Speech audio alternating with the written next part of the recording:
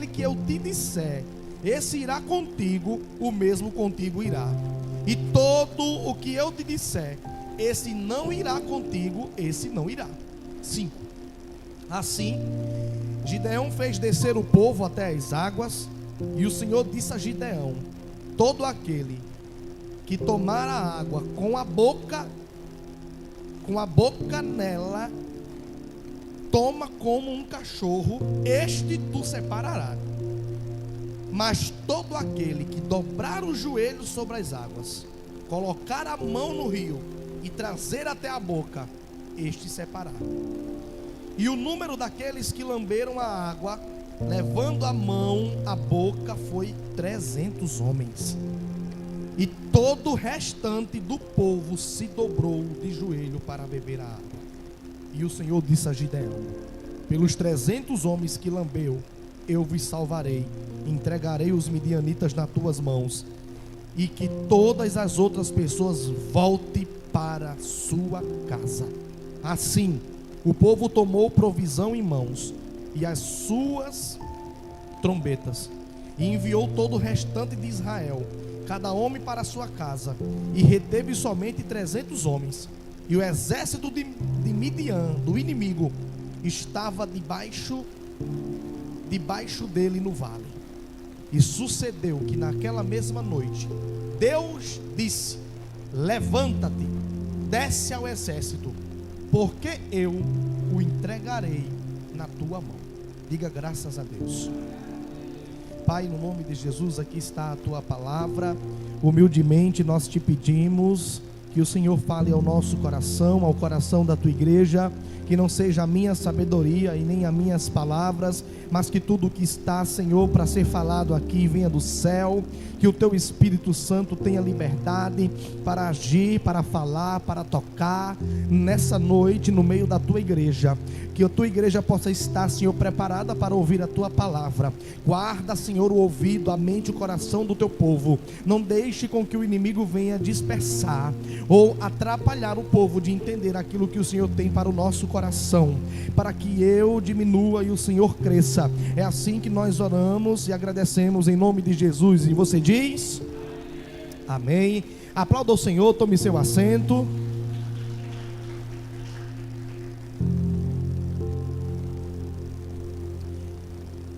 História muito conhecida, né? Gideão e os 300. E eu quero começar fazendo a gente lembrar uma coisa, que muitas vezes o trabalhar, os métodos, os meios, os caminhos de Deus parece às vezes não ter sentido nenhum. Parece não haver razão de por que Deus faz as coisas da maneira que Ele faz. A gente vê isso na escolha de Israel para ser o seu povo, para ser a nação. A gente vê isso através da escolha da igreja, do modo com que os apóstolos foram escolhidos. E quando a gente vai olhar para o povo de Deus, a gente vê que Deus escolhe justamente tudo o contrário. Escolhe os que não sabem de nada, os que não têm terra, os que não têm condição. Escolhe gente de pequenez e de fraqueza. Então, por causa do amor e da aliança que Ele tem, Deuteronômio 4:37 diz assim: porquanto amou a teus pais, não somente escolheu a tua descendência depois deles, mas também te tirou do Egito com a sua presença e com a sua grande força. Então às vezes a gente está passando por alguma situação e a gente diz assim: mas o que Deus está fazendo desse jeito? É sempre assim, quando a gente não tem a revelação de Deus completa, a gente fica se perguntando por que Deus resolve fazer as coisas do jeito que Ele está fazendo. Na nossa cabeça não tem um jeito mais fácil não, não tem um jeito melhor não, não tem um jeito mais descomplicado não. Por que o Senhor está fazendo desse jeito? É porque o jeito de Deus, a glória só vai para Deus. Ninguém vai poder dizer: eu ajudei, olha Senhor, teve a minha mão aí, olha Deus, eu quero a minha parte. Não, quando Deus faz do jeito dele, a glória é toda dele. Então a Bíblia vai dizer que Deus, por exemplo, escolheu Davi. Davi foi escolhido para derrubar Golias. Golias era um gigante forte, ágil, experiente em guerra, e Davi tomava conta de ovelhas. Olha como é que Deus vai treinar Davi. Você pode imaginar assim: não, Davi vai ser escolhido para matar um gigante, né? Vou botar os melhores homens para treinar. Sabe o que é que Deus fez? Mandou um urso atacar as ovelhas de Davi. Tu tinha coragem de botar o teu filho para brigar com o leão? Para ele aprender a lutar? Ninguém tem não, irmão. Só quem faz isso é Deus. Deus mandou um urso, achou pouco, mandou um leão. Vai lá, ataca Davi. E se Davi tivesse morrido? Mas essa é a nossa consciência, de achar que o jeito de Deus é louco, de achar que o jeito que Deus está fazendo, tudo vai se acabar. Vai se acabar coisa nenhuma. Pode deixar que Deus se responsabiliza pelo que Ele está fazendo. Então Deus pega um jovem, a Bíblia diz que na época ele era magro, franzino, e bota um urso e um leão para brigar com ele. E foi assim que Davi ganhou experiência de guerra. Quando chegou para batalhar com Golias, a Bíblia diz que, quando vou ler a história, eu digo: meu Deus do céu, só estou acreditando porque está escrito. Davi vai ganhar de Golias, sabe como? Com uma baleeira. Baleeira a gente usa para matar passarinho e rato. Deus manda Davi derrubar um exército com uma baleeira, e não deu certo não. Deu certo porque foi Deus que mandou. E é isso que a gente tem que entender. Quando Deus mandar você fazer, ainda que você pareça pequeno, ainda que pareça um negócio que não tem sentido, Senhor, eu vou terminar morrendo. Se Deus mandou, pode ir que vai dar certo. Davi derruba o filisteu. E Paulo, o menor dos apóstolos, considerado. Só que a Bíblia diz que Paulo era um assassino de crente. Paulo saiu com a carta na mão. Paulo foi lá no Império Romano e disse: me dê uma carta para que aonde eu encontrar um crente eu mate. O rei disse: está liberado, vai-se embora. Quando Paulo ia no caminho de Damasco com a carta na mão e com a espada na outra para matar os crentes, Jesus aparece para ele. Dá para entender como é que Jesus trabalha? Jesus aparece para Paulo e diz assim: tu vai para onde? Eu tenho uma nova missão para você. Agora tu não vai matar mais ninguém, agora tu vai salvar o meu povo. E Paulo se transformou em um dos maiores pregadores.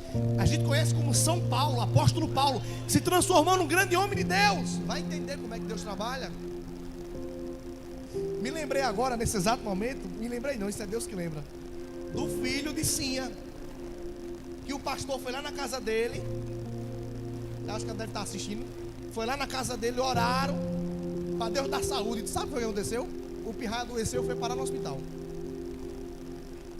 Se a gente não fosse do jeito que a gente ia dizer: mas rapaz, o pastor veio orar e o menino ficou mais doente ainda, foi bater no hospital. Olha como é que Deus faz. Vou contar do meu jeito, viu? Olha como é que Deus faz. Enquanto o menino estava no hospital e os pais preocupados: meu Deus, o menino no hospital. Depois uma pessoa ligou dizendo que o gesso, o teto da casa caiu no quarto onde o menino ficava. Deus permitiu a criança adoecer e ir para o hospital para não morrer soterrada com o teto da casa. Então é por isso que a gente tem que entender que tem coisas ruins que acontecem para o nosso próprio bem. Para o nosso próprio bem. Então Gideão, que é a história que eu vou entrar agora, era o mais fraco e o mais pobre que tinha naquela cidade. Juízes capítulo 6, versículo 15, a Bíblia diz assim: e disse Gideão: meu Senhor, como livrarei o teu povo? Eis que a minha família é a mais pobre e eu sou o menor da casa do meu pai. Ou seja, às vezes Deus manda a gente fazer um negócio, né? Mas Senhor, tem gente na igreja que tem mais condição do que eu, mas Deus quer que você faça. Gideão disse: Senhor, a minha família é mais pobre, a gente não tem nenhuma bicicleta para andar. E Deus disse: é você que vai dar, eu quero que você dê. Mas Senhor, eu sou o menor da casa do meu pai, eu tenho uns irmãos mais altos, mais fortes. E Deus disse: não, quem vai para a guerra é você. a gente procura entender as coisas para poder fazer. Nem sempre Deus vai permitir você compreender toda a revelação. Às vezes você só vai entender depois. Jesus disse isso para João. Escreve aí, João, no Evangelho de João: isso que eu faço agora, você só vai entender depois. Então muitas vezes Deus espera que a gente chegue aos 300 de Gideão para começar a operar, para responder a nossa oração, para fazer uma obra poderosa. Ele espera o negócio chegar no final, quando não restar mais nada, quando não tiver mais ninguém, quando estiver lá embaixo, aí ele começa a fazer. Aí a Bíblia vai dizer que Deus manda eles acamparem junto à fonte do rio Harode. Eles estavam com muito medo, porque o exército do inimigo tinha 3 milhões de soldados. Milhões de soldados. Sabe quantas pessoas tem no estado da Paraíba toda? A última eleição, eu trabalho com o TSE, foi contabilizado aproximadamente 2,5 milhões de votos. O exército midianita tinha 3 milhões. Tinha ou não tinha gente? Era gente demais, irmão. E Gideão, 32 mil pessoas. Comparar 3 para 3 mil, 32 mil contra 3 milhões. Harode, o lugar que Deus mandou eles ficar, ó, desce para o rio Harode. Harode é uma palavra em hebraico que significa fonte de aflição e choro, fonte de tremor, de quebrantamento. Harode significa. Deixa eu perguntar aqui para você: você hoje está acampado na fonte da aflição? Você hoje desceu a fonte do sofrimento, a fonte do choro, das lágrimas, do quebrantamento, esgotar os teus recursos? Esse é o tipo de lugar que Deus gosta de trabalhar melhor. Eu quero dizer para você, Isaías 59:19: quando o inimigo vier como uma grande inundação, o Espírito de Deus se levantará contra um escudo ao meu favor. Olha para esse irmão que está do seu lado e diga: nos momentos mais difíceis que você vai passar na tua vida, é os momentos que mais Deus vai trabalhar ao teu favor.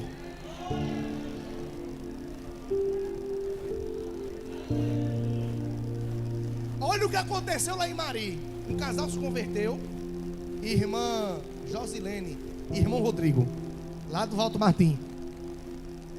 Se converteu. Quando eles começaram a ir para a igreja, a criança pegou uma doença que cai e começa a se bater. Eu disse: Jesus, logo quando começou a ir para a igreja, deixa eu trabalhar. Aí eu disse: todo culto nós vamos orar nessa criança. Nós começamos a orar e nada da criança ficar boa. Jesus, eu já sei, alguma coisa tem. E na gente orando, e a criança com aquela doença que cai. Chegou um dia, a mulher levou ela para o hospital, a criança para o hospital. Chegou lá, ela conheceu um advogado. O advogado disse: essa doença aí tem que ser aposentada. Olha como é que Deus trabalha. Isso num período de 6 meses. O advogado pegou o documento, o médico deu o laudo, e eu creio que ainda daqui para o final do ano, o advogado disse: pode ter certeza, daqui para o final do ano a criança vai ficar boa. Tu acredita que depois que o advogado deu entrada no INSS, nunca mais a criança teve problema de saúde? Nunca mais, nem remédio a criança está tomando mais. Porque às vezes quando Deus quer abençoar você, Ele tem que deixar uma coisa ruim acontecer para manter você com aquele dinheiro, com aquele valor, para tu não precisar trabalhar para mais ninguém, trabalhar para o reino. A irmã disse a mim: agora pastor, eu digo: agora deixa que Deus quer abençoar vocês. Deus permitiu que a criança adoecesse para aposentar ela, para ela viver da aposentadoria, ainda viver com saúde, ainda viver trabalhando para Deus, para não ter que trabalhar para ninguém. O processo às vezes é doloroso, mas é necessário para você receber a sua bênção. Então, o arraial de Midian estava acampado no outeiro de Moré, que era um outro lugar, muito perto ali de onde eles estavam. E Moré, em hebraico, significa bênção antecipada. Os inimigos estavam acampados no lugar da bênção antecipada. Olha como é que Deus faz. Lembra de Elias? Uma seca grande, e Elias disse ao seu servo: vai ver lá que está vindo uma grande tempestade. E o cara aí olhava e dizia: o céu está mais limpo do que a minha conta no banco. Aí ele disse: não, vai lá porque tem uma grande nuvem de tempestade. E o cara olhava e dizia: profeta, estou vendo nada não. Elias disse: vai lá e olha, abre os olhos espirituais. Aí o rapaz foi lá e olhou e disse assim: estou vendo uma nuvem. Agora, profeta, tem um detalhe. O senhor está dizendo que vai vir uma grande tempestade, só que a nuvem que eu estou vendo é desse tamanho, do tamanho da mão de um homem. Olha a cabeça do jovem. Como é que o senhor está dizendo que vai cair um toró de chuva grande na cidade todinha se a nuvem é desse tamanho? É que a gente quer ensinar Deus a trabalhar. A gente quer ensinar Deus a trabalhar. Me lembrei também da irmã Jó. A irmã Jó tem na casa dela 5 pessoas, 4 homens e uma menina, uma criança. E Deus disse à irmã Jó: a senhora vai comprar o microfone da igreja e vai comprar do cara. Ela veio falar comigo, eu digo: irmã, a senhora tem condição? Ela disse: Deus mandou. Depois se Deus mandou, pronto. A irmã já pagou o microfone faz tempo. E vocês acreditam que ela sozinha conseguiu, durante esse processo, sustentar a casa dela com o bom e com o melhor? Ela disse que não sabia como fazia, mas o dinheiro do Bolsa Família dela rendia tanto que ela pagava as contas, comprava camisa, comprava leite, comprava roupa, comprou o microfone, ajudava a igreja, ajudava a família. Isso é Deus que faz. Não queira ensinar como é que Deus vai trabalhar. Então Deus estava prestes a trazer a vitória, lugar da bênção antecipada. É isso que Deus faz. E versículo 2 vai falar do poder de Gideão. Veja, o povo é muito. O povo é muito. Gideão precisava encontrar Deus como fonte de poder e força.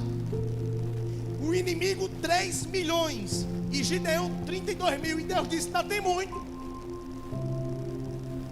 ainda tem gente demais. Enquanto Gideão estava caçando a cabeça: eita Deus, 32 mil, a gente não vai dar nem para o churrasco, vão matar a gente, vão esquartejar a gente. Deus olha para ele e diz: é o que, Gideão? Tu ainda tem gente demais. 32 mil é muito. Enquanto você olha para essa situação e fica fazendo dela um monstro, Deus está lá de cima: coitado. Sabe o que a Bíblia diz? Que Deus faz quando a gente não acredita no que Ele fala? Eu falei isso aqui.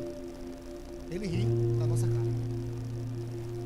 Quando Ele fala que a gente não acredita, Ele dá uma risada. 32 mil é muito, Gideão. Irmão, não é que Gideão não podia derrotar com esse número. Se todos os 32 mil fossem soldados extremamente armados, preparados para a guerra, pode-se concluir que havia uma possibilidade deles derrotarem os 3 milhões. Porque técnica, ela vale muito mais do que quantidade, a gente sabe disso. Mas se Gideão tivesse ganhado com os 32 mil, a glória era de Gideão, não era de Deus.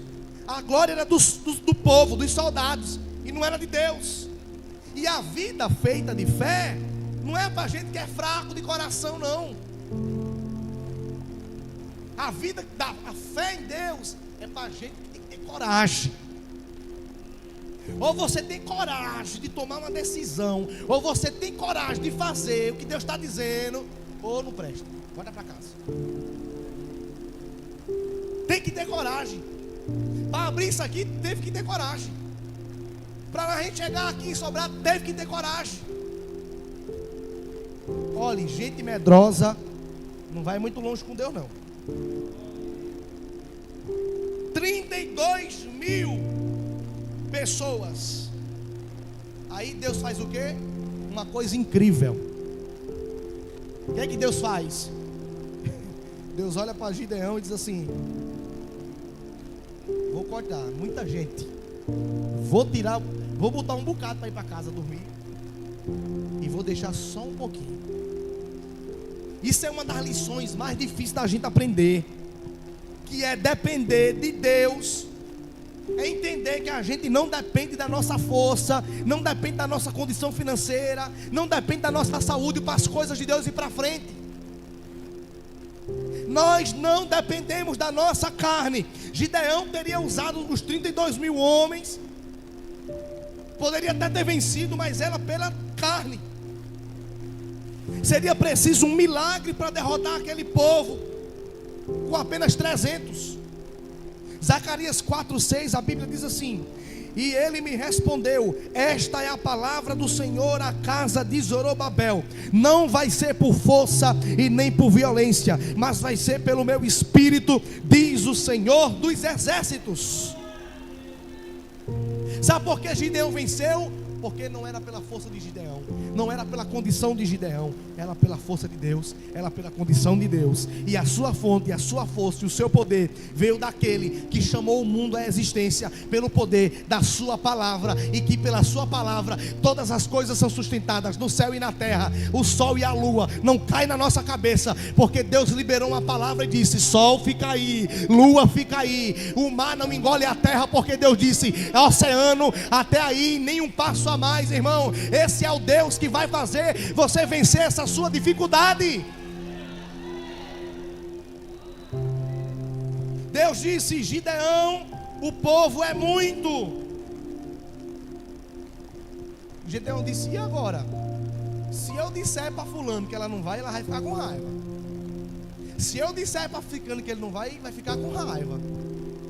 O mesmo Deus que manda tirar, ele dá estratégia. Ele disse: manda o povo descer as águas. Aquele que puxar a água da boca está fora. Aquele que tomar a água diferente está dentro. Aí, resumindo, a Bíblia diz que dos 32 mil, só 300 ficou. Deus disse: manda o resto tudo para casa. Vai entender como é que Deus trabalha? Gideão disse: Senhor, só tem 300.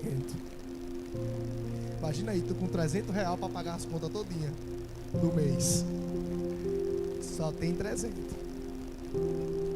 Deus disse: pois é, 300 que vai dar.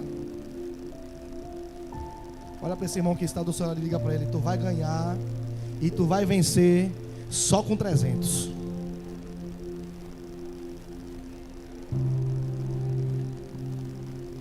O texto vai dizer que Deus olha para Gideão e diz: eu vos livrarei. Olha o que Deus vai dizer para Gideão: com 300 eu vos livrarei, e eu vou entregar o inimigo, os midianitas, na tua mão.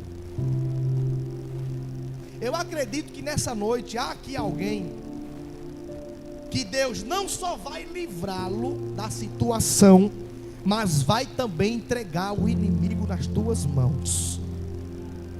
Ele tomará o que os midianitas fizeram para fazer mal a ti e transformará em bênção para a tua vida. Êxodo capítulo 12, versículo 34, a Bíblia diz assim: ao que o povo tomou a massa, antes que ela levedasse, as amassadeiras atadas em seus vestidos sobre os ombros, fizeram pois os filhos de Israel conforme a palavra de Moisés, pediram aos egípcios joias de prata, de ouro e vestido, e o Senhor deu ao povo graça aos olhos dos egípcios, de modo que estes lhes davam o que pedia e despojaram aos egípcios. Sabe o que significa? Que Deus vai dar tudo o que o inimigo tirou de você, mas não vai dar do mesmo jeito, vai dar com juros e com correção monetária. Agora, note o que diz o versículo 8: que o arraial de Midian, que é o arraial dos inimigos, estavam embaixo do vale. Os dias do povo de Deus, sendo habitante de caverna e de cova, estava no fim. Deus estava mudando a situação do povo. Aí Deus olha para Gideão e diz assim: é hoje de noite. Sabe o que tu vai fazer, Gideão? O quê? Pega os vasos, tambor, começa a bater. Acende umas tochas de fogo e manda o povo pisar com força no chão. Agora tem um detalhe, tem que ser todo mundo sincronizado. Enquanto uns vão bater os tambores, os outros vão jogar as tochas para cima. E todo mundo vai pisar no chão. Agora, raciocina comigo. Se Deus dissesse assim, missionária, vá na porta da caixa, dê um bocado de pulo e entre lá dentro rodando. Tu tinha coragem de fazer? Não tinha não, meu irmão. Não tinha não. Mas Gideão teve. Gideão disse: rapaz, de todo jeito eu vou morrer, não tenho o que perder, bora fazer. Pegaram os tambores, começaram a tocar, começaram a jogar as tochas para cima e começaram a pisar no chão. A Bíblia diz que Deus enviou um espírito de loucura. Um espírito de loucura no meio do exército inimigo. De tal modo que os midianitas, quando escutaram o som e os fogos subindo, começaram a enlouquecer. E um começou a matar o outro. Mataram o outro, começaram a matar o outro, mas daqui a pouco morreu tudinho. Enquanto o povo dançava, enquanto o povo cantava, tocava tambor, o exército do inimigo enlouquecia e eles mesmos se destruiriam. Sabe por que eu estou dizendo isso aqui? Porque talvez você saiu de casa aperreado com a situação. Você tem que entender que essa tua situação para Deus é nada. Porque se hoje for o dia que lá do céu Deus olhar para você e disser assim: a bênção vai começar hoje, só precisa Deus liberar uma palavra ao teu favor. Fica de pé porque nós vamos orar.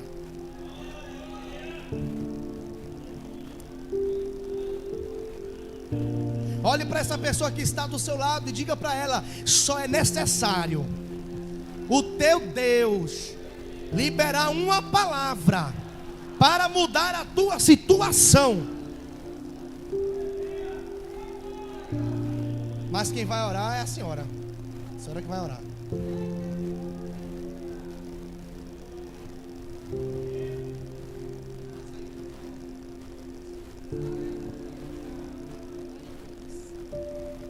Senhor, meu Deus e Pai, nós estamos aqui, ó Deus, na Tua presença, Senhor, e diante, ó Deus, desta palavra, Pai, abençoada, Deus.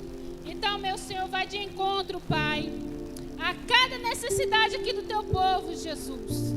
Senhor, vai fazendo assim como o Senhor fez com Gideão, Pai. Assim como eles, Senhor, obedeceram, Senhor, a Tuas ordens, ó Deus, que o povo possa obedecer, meu Pai, a Tuas ordens aqui, Senhor, e possam receber vitória, Deus, assim como o Senhor entregou na mão de Gideão, Senhor. Os medianitas, Senhor, Jesus, a quantidade era muita, mas o Senhor, meu Deus, é maior, Pai. Que nós venhamos entender, Jesus, a Tua grandeza, o Teu poder. Que nós venhamos, Senhor, ser obediente a Ti, ó Deus, assim, meu Pai, como foi no passado. Que o Senhor, meu Deus, é o nosso refúgio e fortaleza, é o nosso socorro bem presente, Senhor, na hora da angústia, Pai. Que possamos, Senhor, viver, meu Pai, essas promessas do Senhor. Que possamos, Senhor, como o irmão falou aqui, dar testemunho, Pai, de Ti, Senhor. Meu Deus, que a nossa vida venha ser transformada, Senhor. Que a vida de cada um aqui, meu Pai, venha ver transformação, Senhor. Pai, em nome de Jesus, vai, Senhor, trabalhando na vida do Teu povo. Vai, Senhor, moldando os corações, a mente, Senhor. Vai colocando, meu Pai, de forma que agrada o Senhor, ó Deus. Porque grandes coisas o Senhor quer fazer no meio do Teu povo, Pai. E assim, meu Deus, nós choramos, Senhor.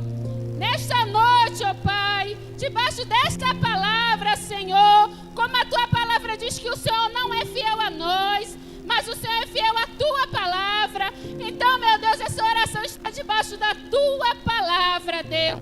Que ela vá, Senhor, e produza o verdadeiro resultado para a qual está sendo enviada, em nome de Jesus. E a igreja diz...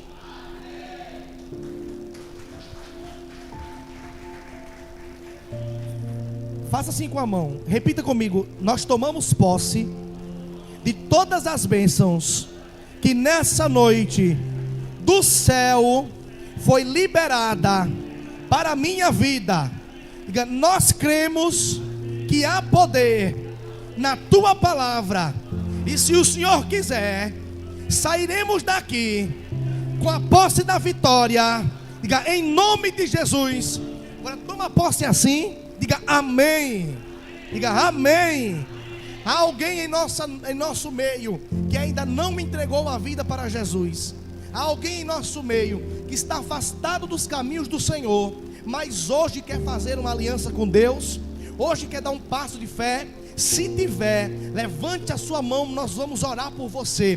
Tem alguém nessa noite que quer dar um passo de fé? Tem alguém nessa noite que quer entregar a vida para Jesus? Tem alguém? Não tem? Nós vamos orar encerrando. Eu quero dizer aos irmãos que dia 6, 7 e 8 de outubro, estamos em setembro, né? Então já é mês que vem, vai haver o primeiro congresso lá em Mari, tá bom? Então, ou eu vou mandar um ônibus vir pegar os irmãos aqui, ou eu vou mandar uns 3 ou 4 carros, vai depender da quantidade de pessoas. Aí a senhora já pode, missionária, fazendo a listinha, viu? Fazendo a listinha.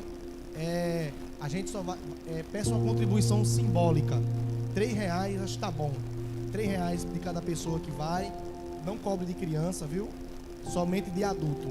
R$3 para a gente poder pagar quem vier buscar aqui e vier trazer vocês, tá bom? Então, dependendo da quantidade de pessoas, se for muita, a gente manda o ônibus. Se for pouco, a gente manda os carros vir pegar vocês aqui, tá bom, irmãos? Amém? 6, 7 e 8. Aí eu vou conversar com a senhora, se a senhora vai querer no dia 7, que é o dia de culto aqui, se a senhora vai querer que seja no dia 6, ou se a senhora vai querer que seja no domingo, no dia 8. Viu? Veja direitinho qual desses 3 dias é o melhor para os irmãos estarem indo para lá, em nome de Jesus. Tá bom, queridos? Amém? Quantos precisam de oração? Eu e a minha casa. Pai, leva o teu povo guardados para casa, livra de acidente, livra de assalto, livra de tudo aquilo que vem contra nossas vidas. Que o teu povo saia para casa guardados e protegidos, que a tua igreja possa chegar em casa em paz, deitar em paz, dormir em paz. E assim é que nós te oramos, te agradecemos pelos louvores, pelas orações, pela palavra, pelos testemunhos que foram entoados e falados nessa noite. Obrigado, Jesus, por mais um dia de vida, estarmos na tua casa, glorificando e falando do teu amor. É assim que nós oramos e agradecemos no nome de Jesus. E você diz? Irmãos, se você puder, venha na quinta-feira para o ciclo de oração. É 7 horas, né? 7 da noite aqui. Se você estiver com uma causa, se você estiver sentindo fraco, venha para a oração. O culto não substitui a oração. Amém? No culto, Deus fala com você. Na oração, você entrega as suas causas a Deus. Quinta-feira, não deixe de vir. Faça um esforço. Eu sei que alguns aqui moram longe, mas esteja aqui para estar clamando pela tua casa e pela tua família, tá bom? Terça-feira tem culto novamente aqui. Terça, quinta e domingo. Venha. Só deixe de vir se você não puder, porque você nunca sabe o que Deus pode fazer nesse dia, tá bom? Consta com as mãos que o amor de Deus, a graça do nosso Senhor Jesus e as consolações do Espírito Santo estejam com todos, não só agora, mas para sempre. E você diz? Cumprimenta teu irmão com a paz do Senhor. Tchau, até semana que vem, se Deus assim nos permitir.